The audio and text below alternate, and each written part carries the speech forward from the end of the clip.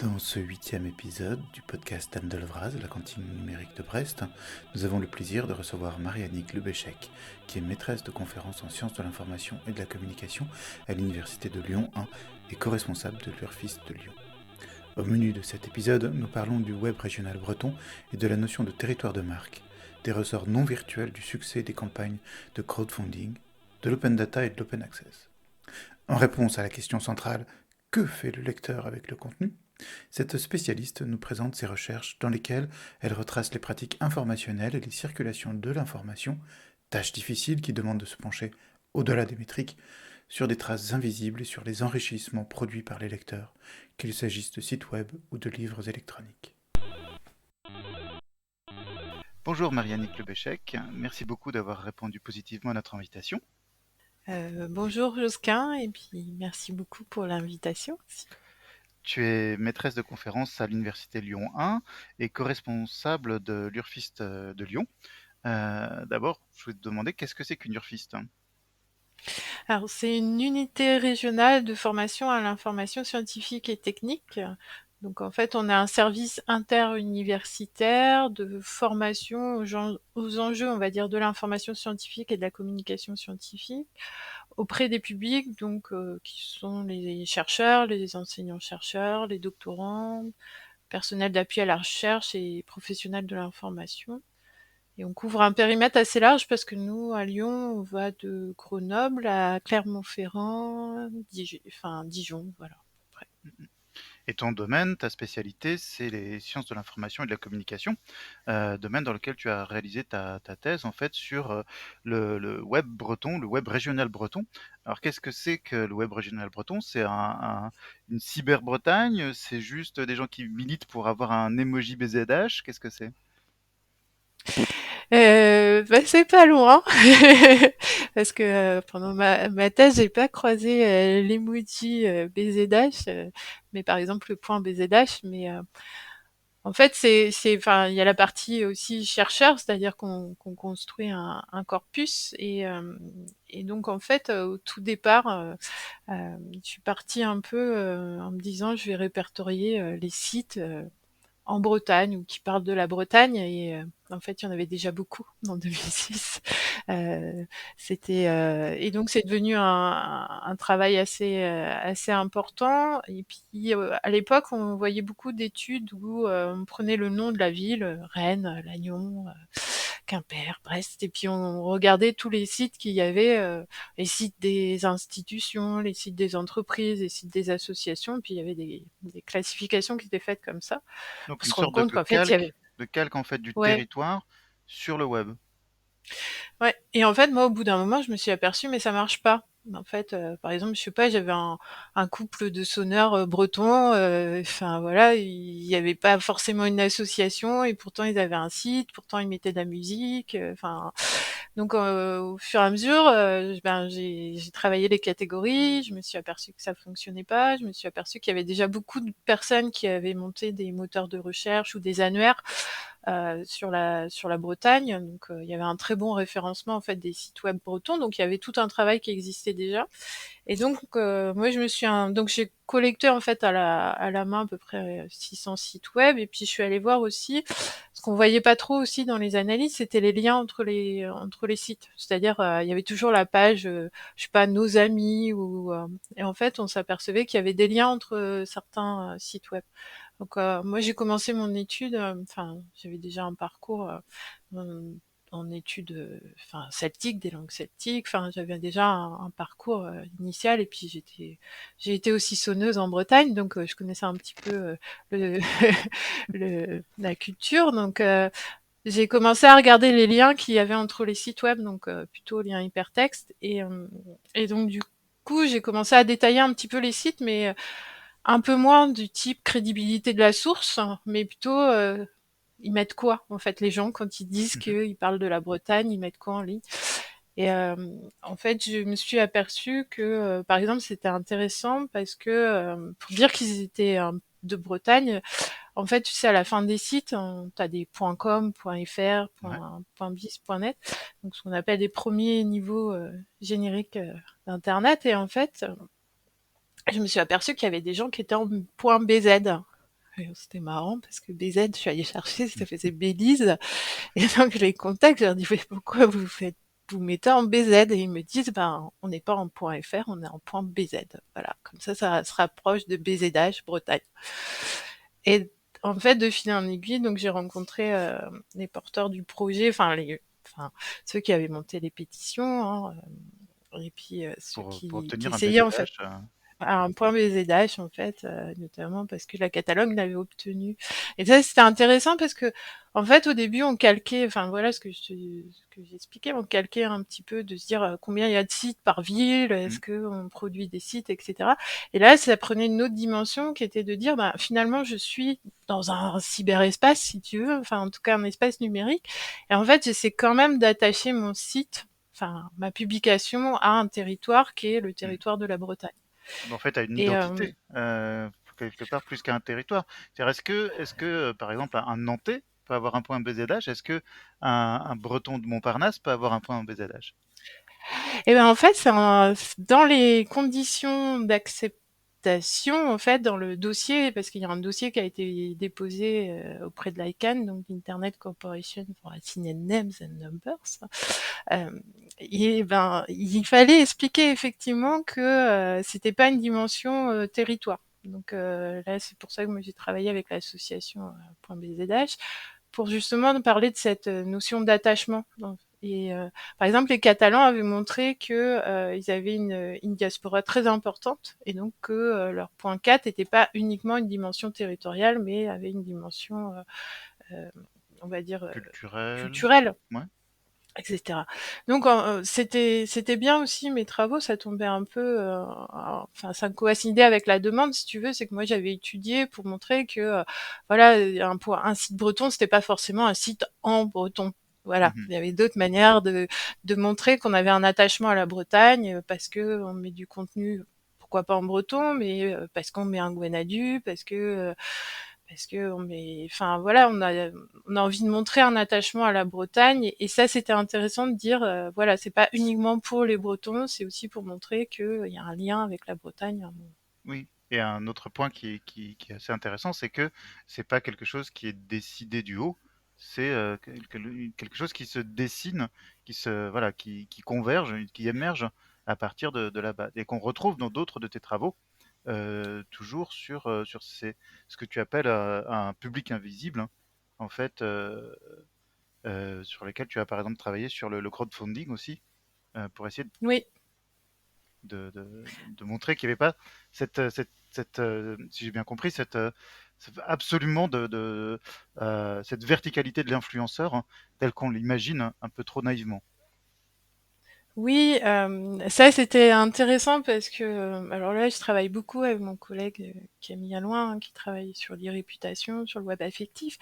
Et donc moi j'avais cette dimension territoriale, donc c'est vrai que le crowdfunding au début, le financement participatif, on est parti aussi pour voir finalement là, il y a un porteur de projet quand il veut réussir sa campagne, est-ce que il va uniquement pouvoir réussir grâce enfin, aux, aux plateformes en fait. Mhm. Parce que quand tu demandes un financement, tu vas sur une plateforme de financement participatif et est-ce que c'est uniquement ta présence numérique qui va te faire Oui. Est-ce que tu as déjà, arriver est-ce que tu déjà beaucoup à de ta followers réussite? qui vont, Voilà. tu vas pouvoir Et ça, appeler mm, finalement mm. à attirer? Et, Et ça, c'était un critère un peu des plateformes. Et nous, alors parce que c'est quantifiable en fait dans leur base de données, elles voient, voilà, t'as un financeur qui a donné de l'argent et qui a donné tant d'argent. Et nous, on est allé discuter en fait avec les porteurs de projets et puis avec les financeurs, et on s'est aperçu au final que Vous avez principalement travaillé sur le projet de Nouble Film, c'est ça? Ou alors d'autres? on a travaillé sur 5 projets. Ah oui, On a d'accord. travaillé sur une radio locale, on a travaillé sur un, pardon, un label d'édition, et puis sur la rénovation d'un tableau au musée d'Orsay. Mais c'est vrai que c'était les publics les plus accessibles étaient effectivement les publics de Noob et puis de la D'accord. maison d'édition. Et là, on s'est aperçu qu'effectivement, c'est vrai qu'on dit que tout est traçable, on peut tout, enfin, en gros, on peut tout tracer. Et là, c'était intéressant parce que dans les entretiens, les personnes nous disaient, ben, finalement, pour avoir une meilleure récompense, Par exemple, une BD, si je l'achetais, si je participais à la campagne, c'était 25 €. Mhm. Par contre, si on se mettait à 10, eh ben, ça nous coûtait 18 € l'album. Et donc, on avait des participations, par exemple, à 180 €, mais c'était une personne, en fait, qui avait fait le tour de ses potes à lui ou de sa famille, qui donnait donc 180 € pour pouvoir distribuer les albums et diviser. Et pareil, Noob, il y avait des contributions, donc Noob, le film, Oui, voilà, oui, c'était donc Noob, qui a c'est fait une... une levée de fonds exceptionnelle. Oui, c'était le record européen pendant de nombreuses années. Et en fait, c'était pareil, on voyait des contributions à 1 000 €, et 1 000 €, c'est quand même c'est un budget. Et c'est, voilà, ils avaient tout type de financeurs, des gens qui avaient enfin, qui avaient les moyens de donner 1 000 € parce qu'ils aimaient bien, et puis aussi des gens qui ont été collecter, on va dire, l'argent auprès de leurs proches.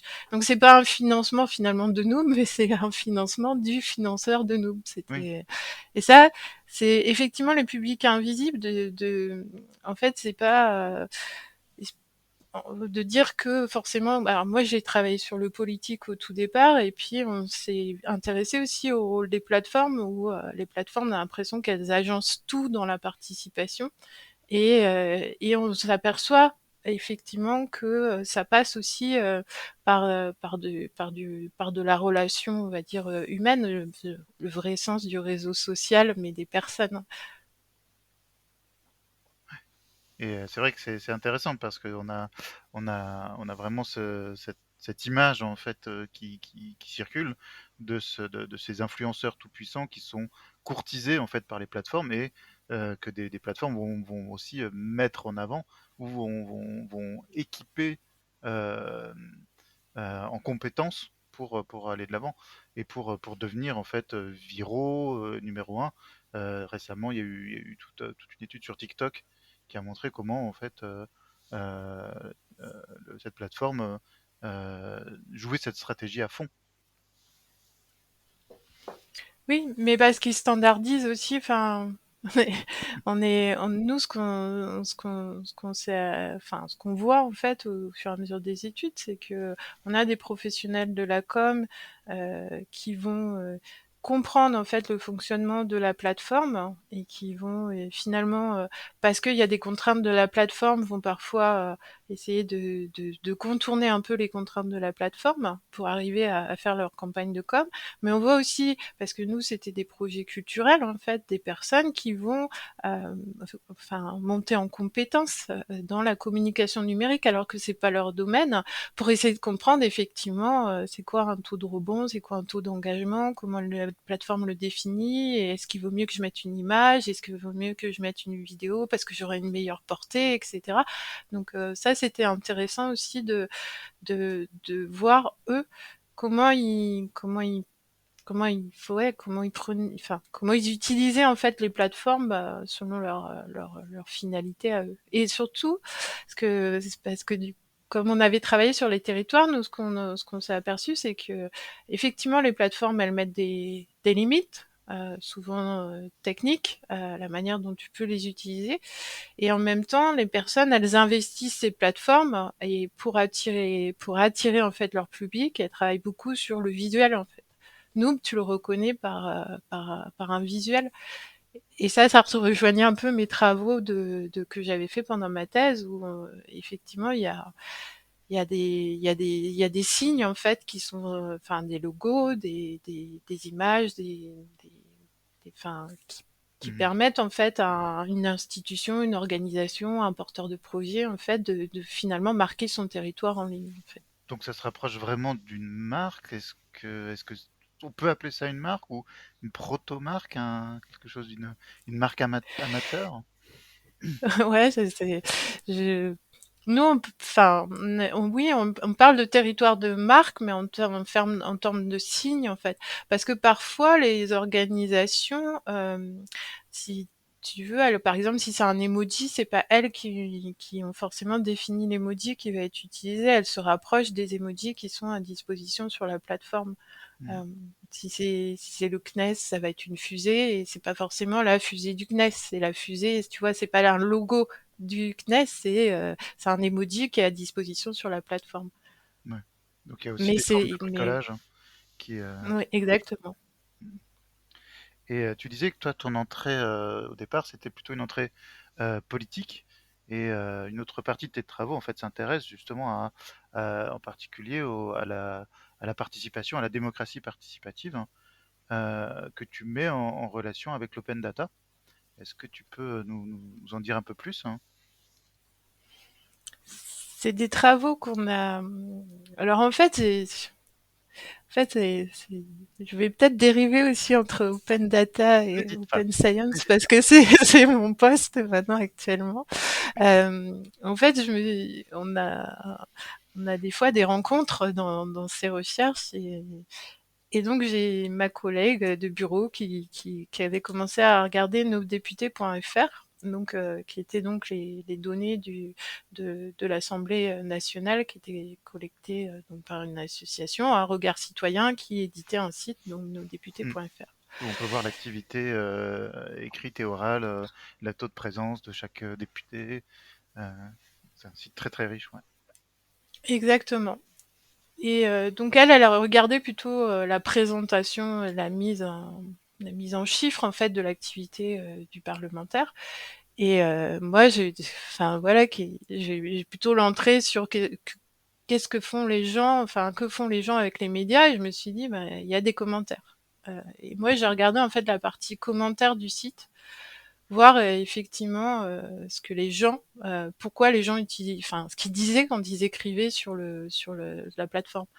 Et c'était assez intéressant de voir la manière dont les personnes pouvaient écrire à leurs députés. Bonjour, monsieur le député, je vous écris parce que, alors que c'est pas le site en fait, Oui. t'envoies un mail, mais il y avait une forme d'attente de réponse dans ce type de commentaires qu'il n'y avait pas, puisque les parlementaires vont pas sur cette plateforme. Mhm. Puis on a vu une richesse en fait dans les propos parce que ça traitait de toutes les thématiques avec des commentaires sur les lois de finances, sur le statut des sages-femmes, etc. Donc Est-ce que effectivement, c'était parce il que y a une... ce site faisait suffisamment sérieux pour être officiel et pour paraître une intercession directe avec le parlementaire, ou est-ce que c'était parce que c'était le On seul a, endroit, puis parce que finalement sur le site de l'Assemblée nationale c'est peut-être pas possible, donc pareil, de nouveau on bricole, on utilise ce qu'on trouve, hein. c'est je- c'est ça en fait, et c'était pas forcément des formes de lobbying, c'était pas, enfin nous on n'a pas vu forcément, enfin on n'a pas constaté ça. Ce qu'on a constaté, c'est ce qu'on voit encore aujourd'hui, hein, c'est-à-dire des messages. Quand tu vas sur Twitter, tu as des messages qui sont répétés 15 fois, 20 fois, les gens Mhm. ils se rendent même pas compte que c'est un copier-coller. Donc là on l'avait aussi, donc des fois on avait le même commentaire qui était reposté plusieurs fois. Mais des fois, on avait vraiment des personnes qui écrivaient pour dire que, je sais pas, on leur avait retiré leur enfant, que c'était pas normal, que, ils avaient des difficultés financières et qu'il fallait qu'on les aide. Et ils appelaient leurs députés par l'intermédiaire du commentaire. Donc on voit aussi que, bah, oui, les gens, ils ont un moyen de rentrer en contact et ils utilisent Mhm. ce moyen de rentrer en contact, en fait. Donc oui, c'est du bricolage, on va dire oui. Et Et donc la démocratie participative, ça vient de là, ton intérêt, et tu l'as poursuivi un peu? alors moi, je parle moins enfin, c'est vraiment pas un concept que je développe, la démocratie participative, même, enfin, en fait, j'essaie toujours de voir plutôt, moi je viens de la sociologie des usages en fait, donc c'est plutôt comment, enfin vraiment ce que c'est. Moi, j'ai été marquée par Katz et Lagerfeld, on va dire, dans ma formation avant de rentrer en doctorat. C'est que font les gens et surtout la partie conversationnelle, c'est-à-dire comment ils en discutent. Par exemple, là, j'ai travaillé avec Open Edition sur l'accès au savoir ouvert.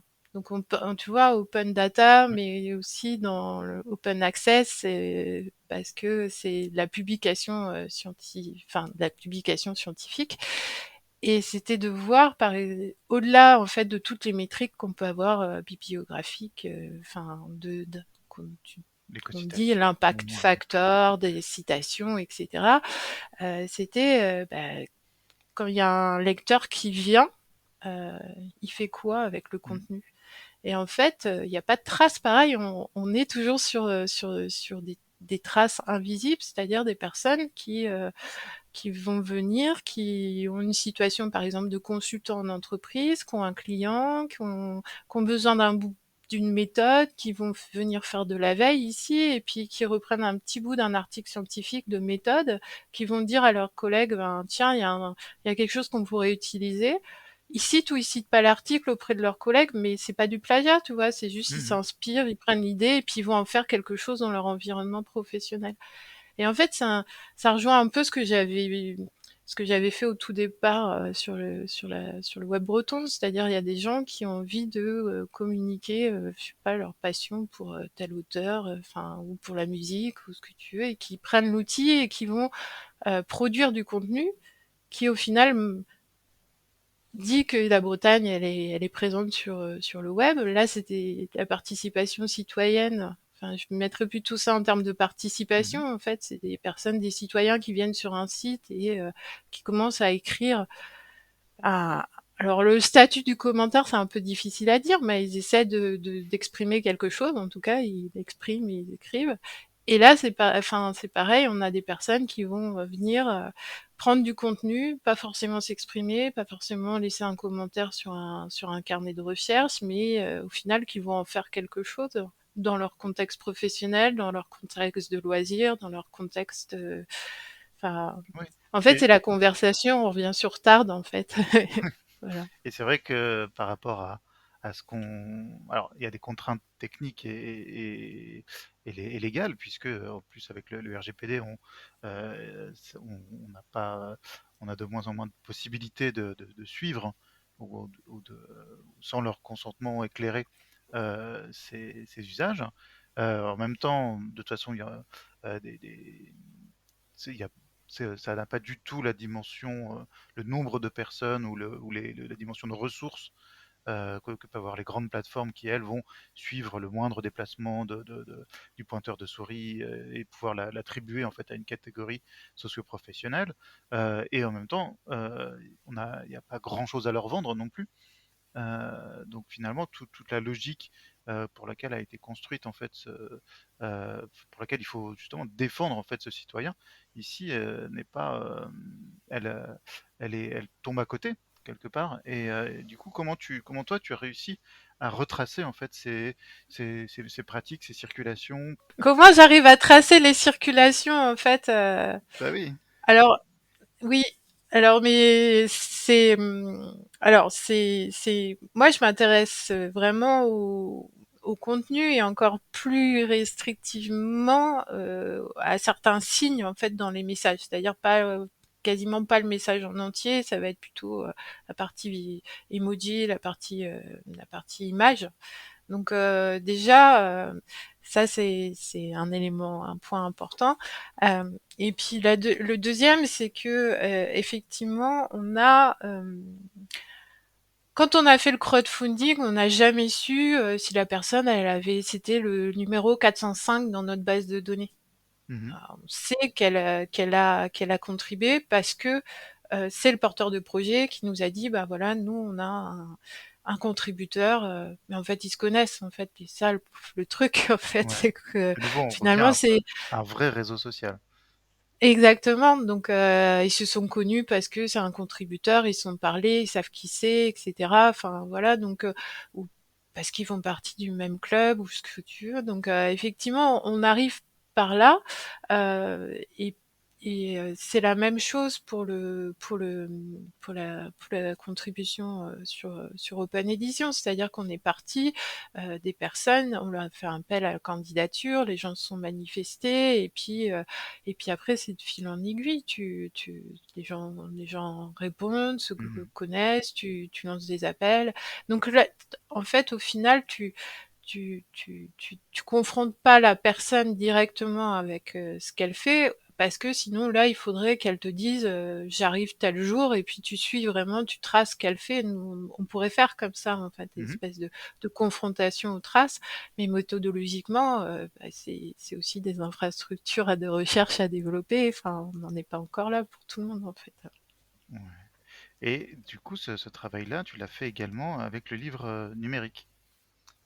Tu as publié récemment un ouvrage sur la circulation du livre, le livre dans les Mmh, bibliothèques. exactement. Et là, c'était un projet en fait qui était sur la lecture électronique nomade, donc plutôt la lecture électronique. Et c'était intéressant parce que c'était mon postdoc, je l'ai fait au Media Lab, donc à Sciences Po, et c'était Dominique Bouillet qui dirigeait l'étude.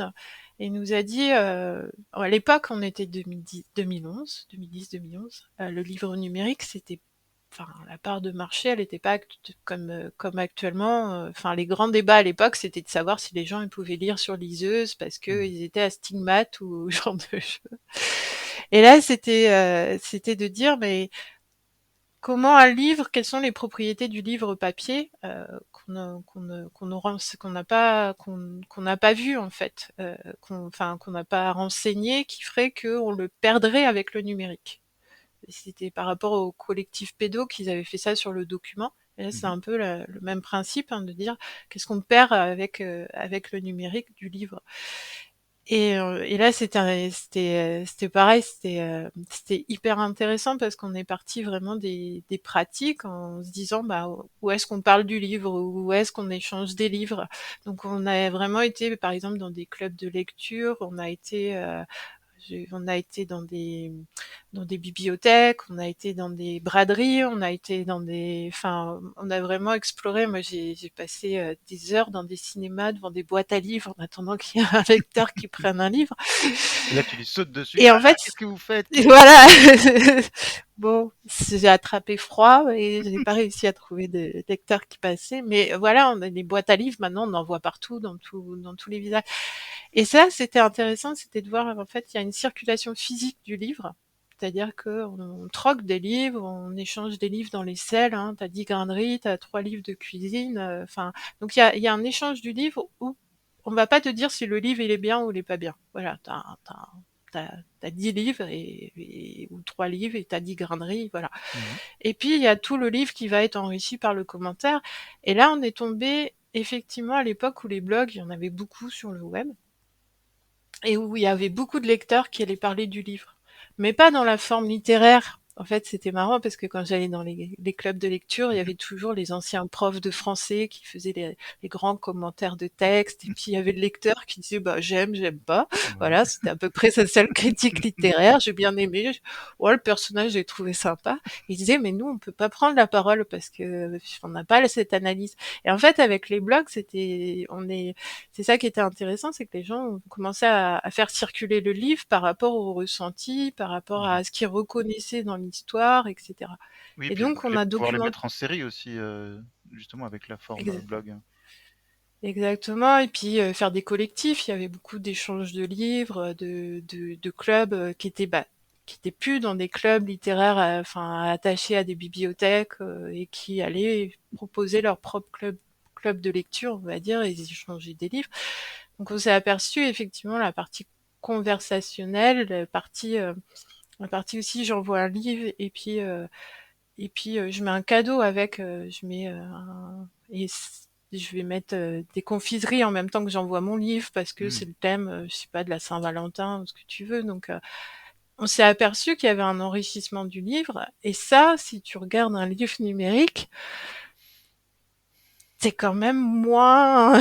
Ah, oui, c'est alors après, il y a des contre-exemples. Après, tu peux justement l'accompagner de musique oui, ou ici, enfin, lié à la cantine numérique de Brest, hein, tu avais des sextoys hein, qui accompagnaient la lecture de livres érotiques. Donc, tu peux enrichir aussi.